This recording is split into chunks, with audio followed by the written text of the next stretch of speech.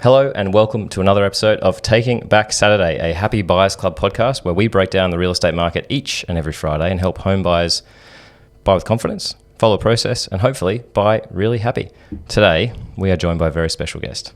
When Chase and I are actually looking through houses for our clients, we are always commenting on light, aspect, breezes. This is going to sound very familiar to you because we've just talked about this over a coffee. And if everybody listening didn't know any better, you'd think we actually knew a lot more than we did. Today, we are fortunate enough to joined by someone who actually does know a lot more than we do. She's an acclaimed architect who's been designing beautiful, practical and sustainable homes in Brisbane for more than 20 years. And yet this is her first ever podcast. Louisa, this is all your fault. Jessica Hardwick, welcome to the show. Thank you. Thanks for having me. Oh, it's very good. We just had a coffee and we were talking about not only the house that I wanted to build, but what good houses in Brisbane actually look like. Mm-hmm. And for a lot of people who listen to this show, they're buying houses that already exist. They're not building these thoughtfully designed, architecturally, practical homes from scratch. So if you are talking to somebody who's listening to this on a Friday morning, they're going and looking for their first or family home on the weekend, what should they look out for? I would say good bones and good aspect are phenomenal. Mm-hmm. And if you don't have good bones and you don't have a good aspect, that's very hard to overcome. It creates a scenario where in a renovation or in a new build context, you're trying to overcome a lot of things rather than sort of focusing on creating what you actually want. Okay. Yeah. What's good bones? Good bones would be, ideally, you want something that is either totally unrenovated or minimally renovated, mm-hmm. or renovated just in one area, like a contained way. What you don't want to ideally buy is something that's been repeatedly renovated over a long period of time, probably not by skilled craftsmen, probably by homeowners who are trying to overcome fundamental issues mm-hmm. with the house. Even when they're older homes, if their aspect is bad and they're uncomfortable, hot, not connected to their environment, don't catch a breeze, all those things, you'll find that people have over a long period of time altered those homes significantly. Okay. Yeah. So if it's a multiply renovated home, it's a bit like a Frankenstein's monster. Yeah, it definitely can be. And it also can create a scenario where the seller sort of perceives that they're selling something very valuable. But as the buyer, you're actually just buying a whole bunch of problems. Because they've poured their heart and half their wallet, not their full wallet, into it. Yeah. Okay. And often there could be sort of substantive issues in terms of the livability and lifestyle that they haven't been able to actually solve. And so people will squeeze another bathroom in or squeeze another bedroom in, or they'll put a deck in a particular location because that's where the kitchen is, but it's really unusable. They can't supervise their kids. It doesn't flow well with the kitchen. It's noisy for the bedrooms. Like whatever it is, those sorts of really practical considerations haven't been fully addressed, and that's why they're selling. Fair enough. Let's talk about practical considerations. Do you have, and we were talking about you going and having a look at a house for somebody about what you might do earlier. Do you have a sort of checklist that you would, sight unseen, open the front door and you're like, okay, this is right, this is wrong? What am I looking for? Yeah. Certainly the capacity to access northern sun in winter is awesome, and to not be really brutally exposed to the west. Mm-hmm. Those things are able to be overcome, but if you can set yourself up well in the first place, you're miles ahead. Mm-hmm. What else? That's mainly aspect is like the thing that mm-hmm. I'm paying attention to, and then secondarily would be how much has it been tinkered with? Okay. If we talk about aspect for a second, so Brisbane's pretty lucky, I guess, in that it's sunny a lot. Mm-hmm. It's not like some of the really southern states where if you're not facing north, you've actually got a freezing cold, dark house. How important is aspect then? Like it still gets reasonably cold here in winter, but there's still a bit of light because of where we are on the world, right? Yeah. So how important is it, if that's the number one thing that you're looking at, should everybody be walking into an open home with a compass, or looking at their Apple Watch with their Compass app on, as we do. I honestly would, Yeah. definitely. Because it's not just about it not being bad, it's about it being stunningly beautiful. Like we're not just trying to, because houses that are well lit naturally will not be mold prone, for example. So we have high humidity here, and so spaces that don't get a lot of sunlight into them will naturally be a lot more mold prone, and Yuck. we don't want to spend our weekends trying to eradicate mold. You don't want to raise be kids with mold. outside Yep. having fun with our families. So I think that's critical, but also breeze, that southeasterly sea breeze, the more access to that you have, the more comfortable your house will be. And we're really fortunate. The other cool thing about Brisbane is that our worst winter wind and our worst summer sun come from the same direction. So wanting to be able to protect your house from that western side is great. So places that are naturally protected by either trees or even like the land formation from that western side, that's a huge benefit. Is there ever a absolute no-no in aspect? A dark coloured house facing west is pretty horrendous. When you say facing west, do you mean living areas facing west? Well, just think, obviously something's going to face west. Yeah. But just thinking through, what part of the house is it? Colour plays a very big role, a much bigger role than I think people... External colour, so like black roofs, black walls? Yes. Okay. Anything dark will heat up drastically faster than anything light. We've done some little video studies using our thermal camera, and it's actually wild. Like even knowing that information and prioritising that information as important, we did the tests and we were like shocked at how instant and substantial the difference is. Okay. Yeah, so I would also probably seriously not buy a house with a dark roof. Yeah, it's that significant in Brisbane. Okay. I have a terracotta roof, and I wish I could change the colour. So to what, like a white colourblind roof or something like that? Yeah, but it's a very expensive exercise to do that. So many, I would say, call it late 60s, early 70s houses, those post-wars, they have those red terracotta roofs, and they look beautiful, right? And it's sort of like, I can paint this house white and grey and still keep my deeply red roof that looks amazing, but not that practical. Yeah, well, our roof's in great nick, so we'll definitely be keeping it, but it's just something to be mindful of. Okay. And then you definitely wouldn't pair it with dark colours on your walls. Okay. Yeah. Let's keep talking about, you mentioned before, aspect makes houses beautiful, right?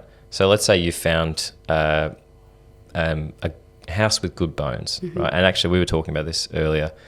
There's not really an appetite to buy that starter home and then really invest in a kind of super long term, we're going to buy this 3-bedroom, 1-bathroom post-war house, accept the asbestos, figure it all out over a period of time, rather than just like we want to buy something that's done, or we want to have everything done straight away, so we'll keep looking.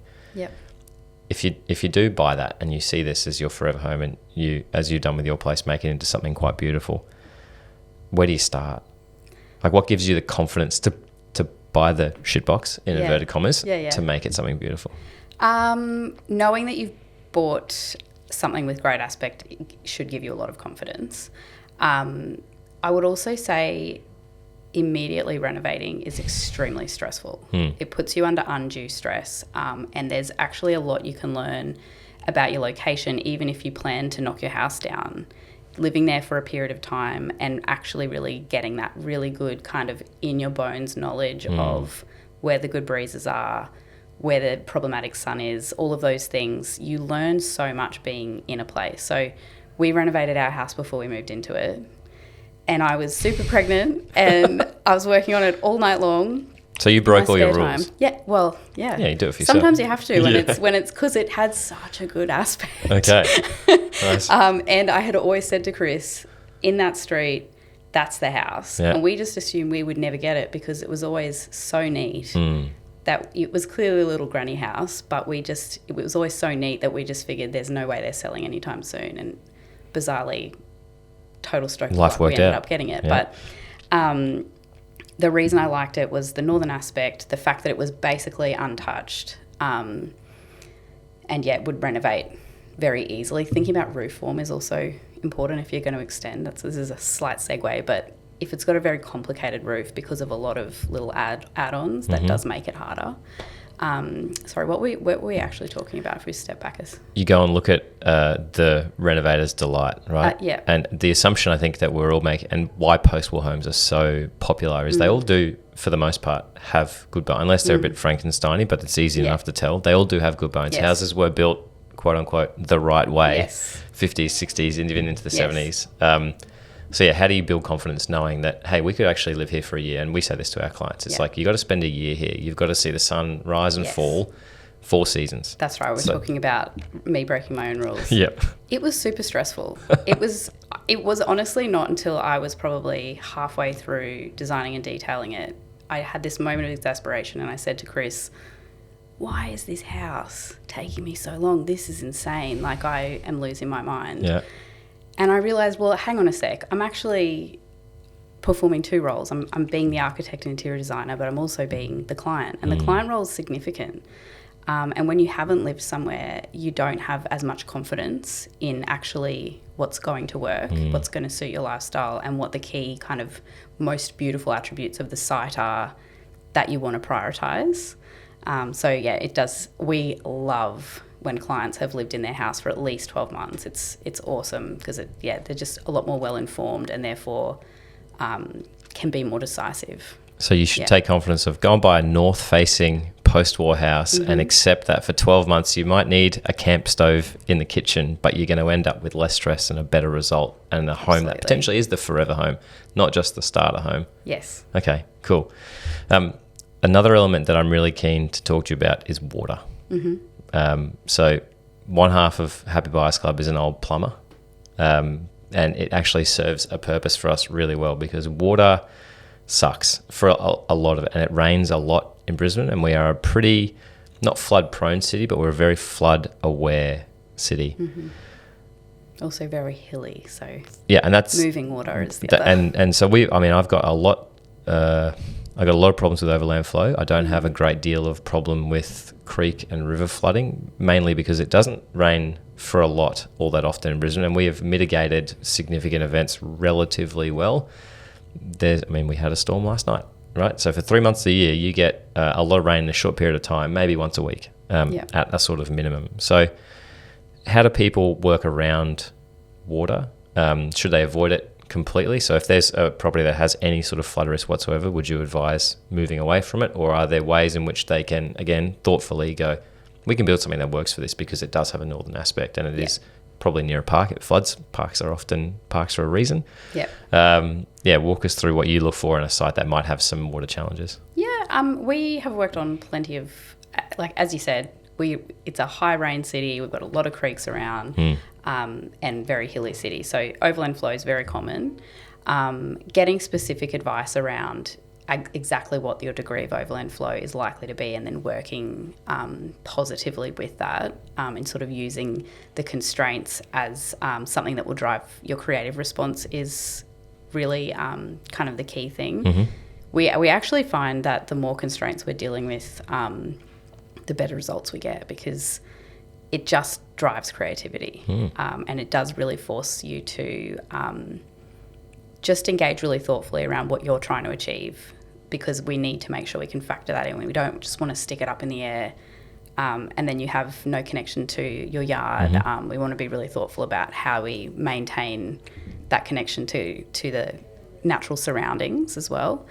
Flood-wise, building in resilience sort of at every step of the process, I would say, is pretty key. Even thinking through things like plant and equipment, for example, you wouldn't put your aircon condensers down on the ground in a flooding site. You would ideally get them up. So we're working on a flood house at the moment.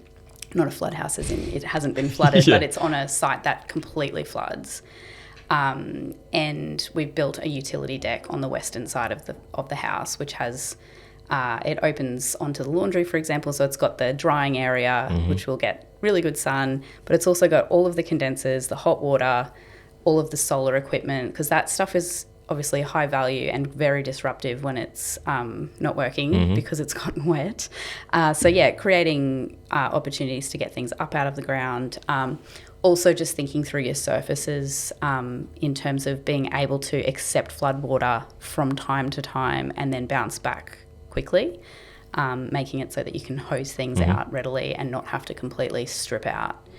So slabbing those things, keeping it fairly concrete. Yeah, like even at this particular one, we've obviously set our ground plane slab level. This house is completely elevated, but that you obviously have to get into it and your cars have to live somewhere. So you don't want to build in a little Batman platform to raise the cars up when necessary. No, I mean, as great as that would be, most people can't afford that. So what we've done there is we've sort of prioritised a bit of excavation on the site to offset some fill to bring up a portion of the ground plane so that we can park cars somewhere that's a lot less likely to be flooded. But even on the stair detail, for example, we're doing the bottom 5 rises in concrete and then we're running a timber stair, because if the bottom 2 treads get wet and the stringer gets wet, the whole thing's stuffed. So just trying to think practically around sort of, I guess, where is it such a high risk that you just shouldn't be building anything there?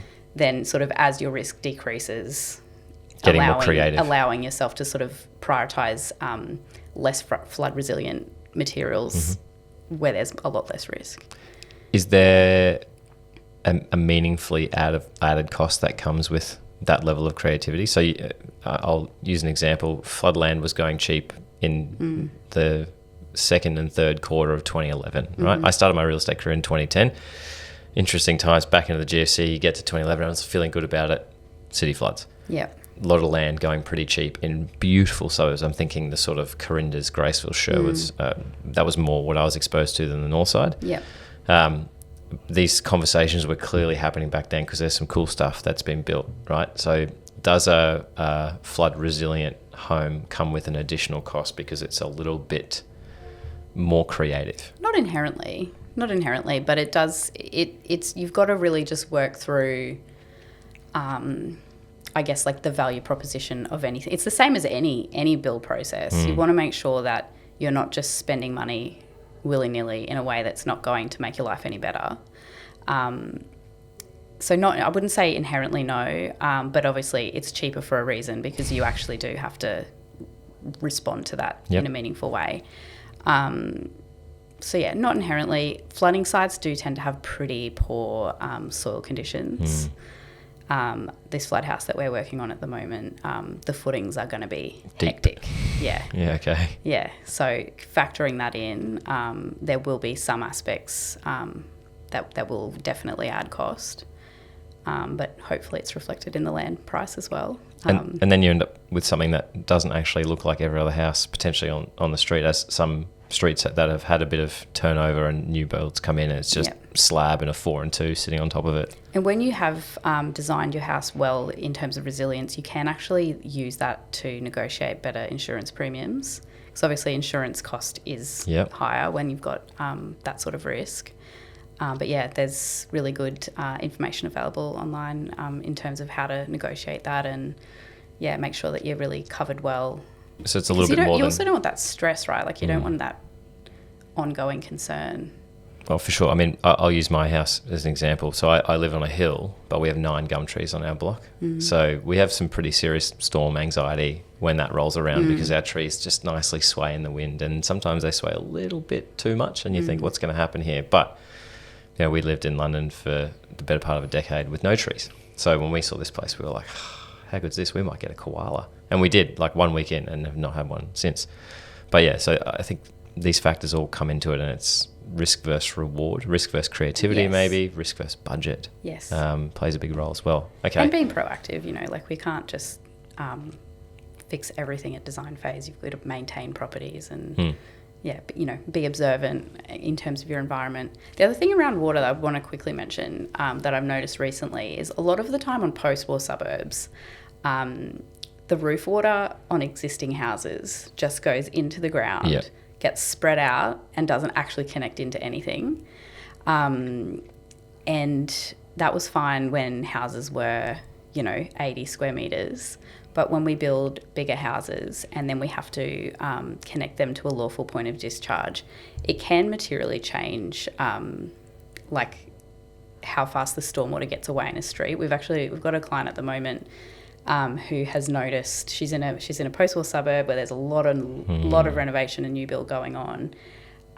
All of a sudden they're starting to have stormwater force up into their property out of the council infrastructure.